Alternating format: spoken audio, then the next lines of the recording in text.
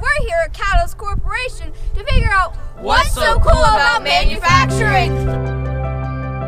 Catalyst Corporation originally began as St. Mary's Carbon Company in St. Mary's, Pennsylvania. After a number of years and until 1965, they were making powdered metal parts in St. Mary's and determined the need to construct a new facility. With property being available near Galeton, Pennsylvania, a new plant was constructed of about 100 foot square.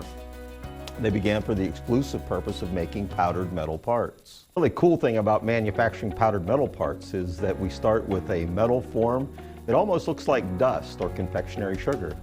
And then we take that product and put it through a furnace on a belt and sinter it with temperature and atmosphere, and it becomes a nearly solid, complete metal part.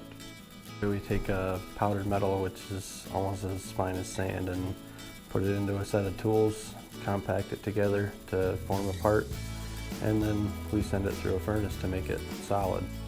We don't make parts you can pick out of a catalog, but we satisfy customer requirements by assisting them in the design and development of parts exclusively for their need.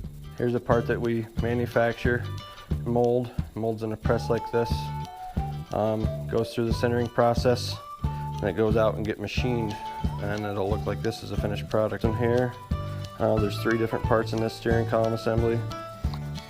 This part and this part are for your tilting, and this part here goes in there for the telescoping.